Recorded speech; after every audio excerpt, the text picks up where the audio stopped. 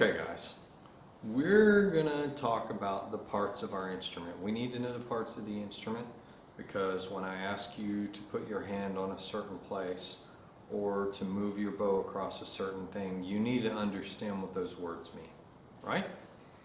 So, let's start at the top. I'm gonna show you on a cello because it's larger and it's easier on the camera.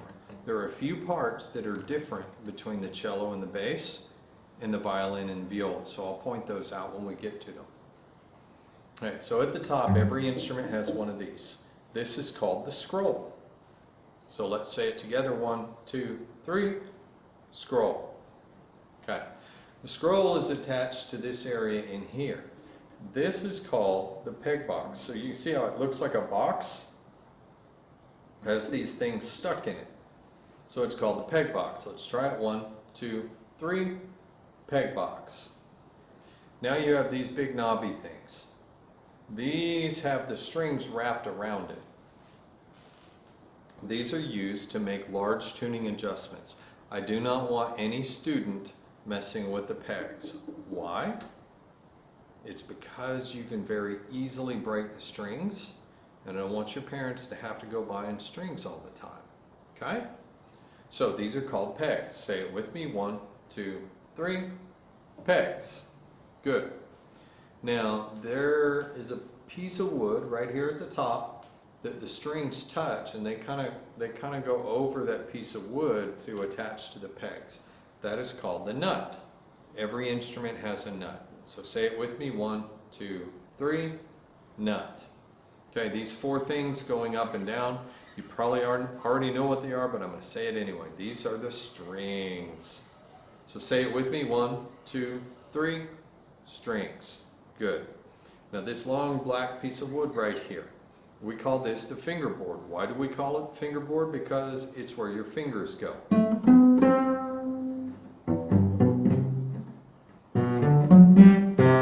Right? When I put my fingers down, it changes the note. So it's called the fingerboard. Say it with me. 1, 2, 3, fingerboard. Good. Every instrument has one. This area is called the neck. So everybody say it with me. 1, 2, 3, neck. Good. Now we have this area here and this area here. This is called the upper bow. Some people will call these the shoulders.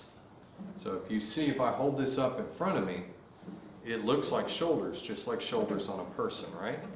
But for our purposes and for our quiz, it's called the upper bout, B-O-U-T. So say it with me. 1, 2, 3, upper bout. Good.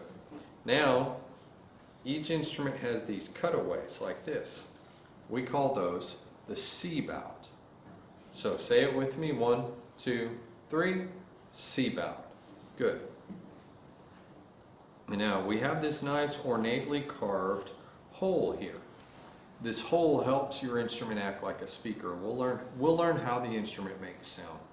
But for now, we just want to learn the part. So that is called an F hole, because on almost all orchestra instruments, it's shaped like an F or a forte.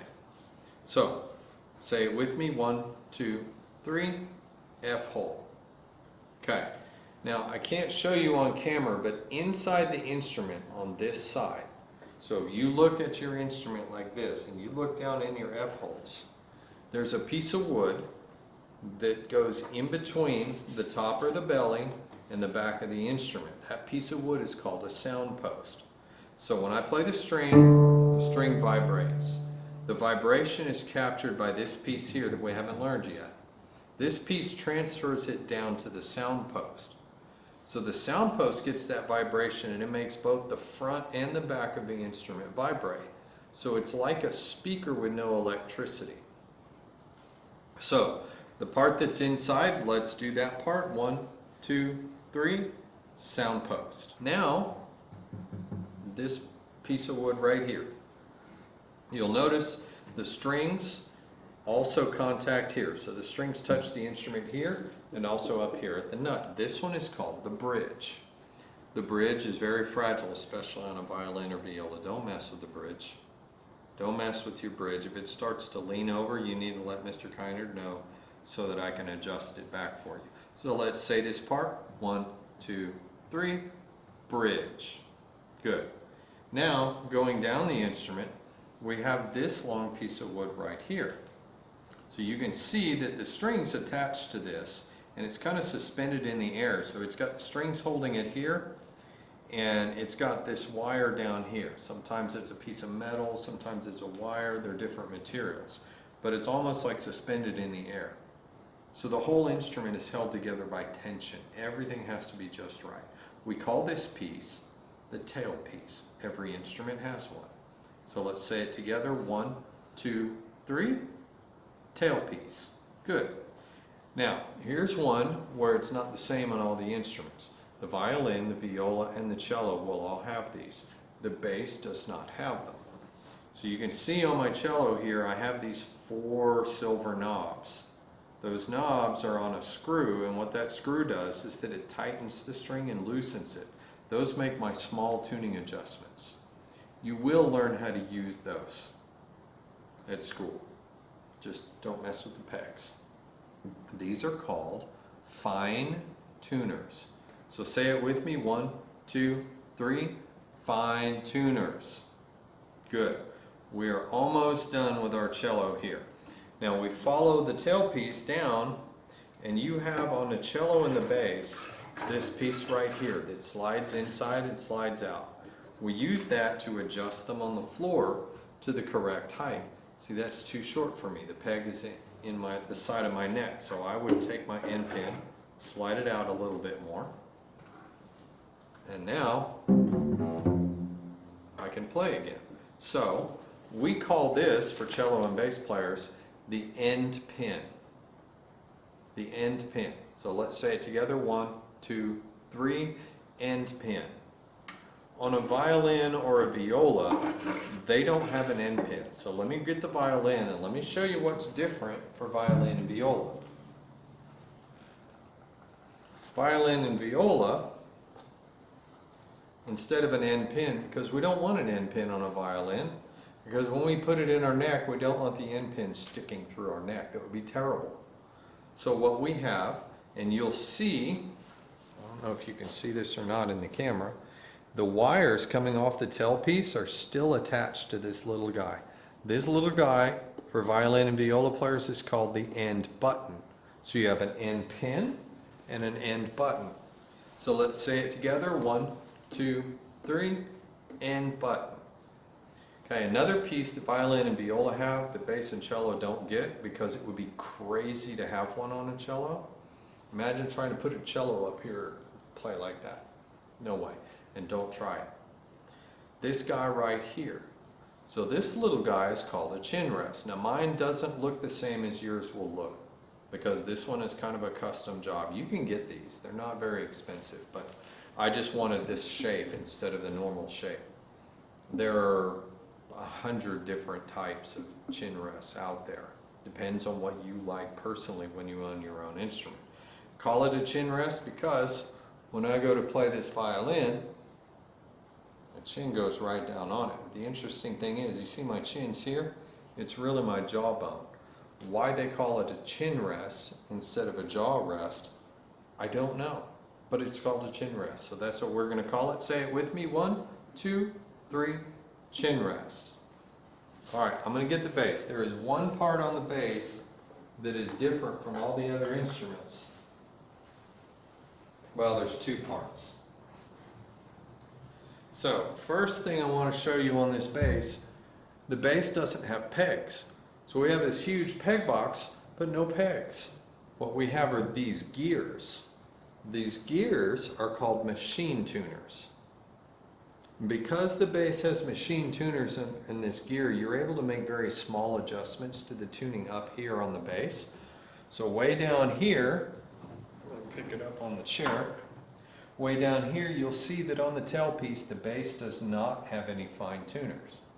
So the bass gets machine tuners, you probably can't see that up there now, but no fine tuners. Okay. Parts of the bow.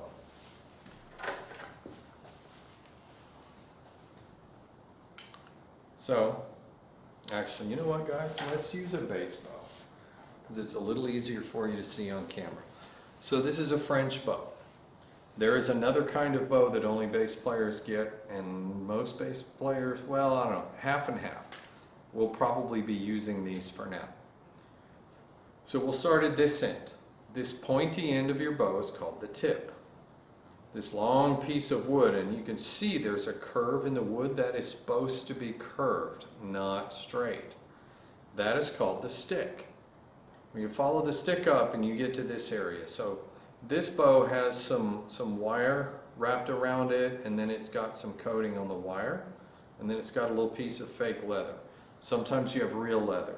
Sometimes you have surgical tubing. They put all kinds of different material on there depending on what the player likes. But that area of the bow is called the grip. So let's do these. Say this one, 1, 2, 3, tip. 1, 2, 3, stick. 1, 2, 3, grip. Now, at the end of the bow, you have this metal knob. We call that the screw. So 1, 2, 3, screw. Now I'm going to flip my bow over. So this piece right here, every bow has one. This is called the frog. I don't know why they call it the frog, but they call it a frog, so we call it a frog. It's just a frog. So let's say it together. 1, 2, 3, frog. Good. Now on the frog you have this metal piece. The metal piece is holding this hair on. That metal piece is called the ferrule. Ferrule. Ferrule. So say it with me. 1, 2, 3. Ferrule. Okay, and then we have this stuff here. This is called the horsehair, or the hair of the bow. Notice I'm not putting my paws on it. I'm not getting my fingers on it. Why is that? Because the oils in our skin can actually ruin it and make it to where it won't grab the string and make sound, and then it makes a terrible sloshy, squeaky sound. It's gross. So that's called the horsehair. So those are the parts of the bow. So you can go through this video and you can practice with me as we go through the different parts. I'll get you a worksheet too that you can study, and then we'll have a quiz on the parts of the instrument. We will be playing soon, guys. Thank you for your time. Good studying, and I'll see you later.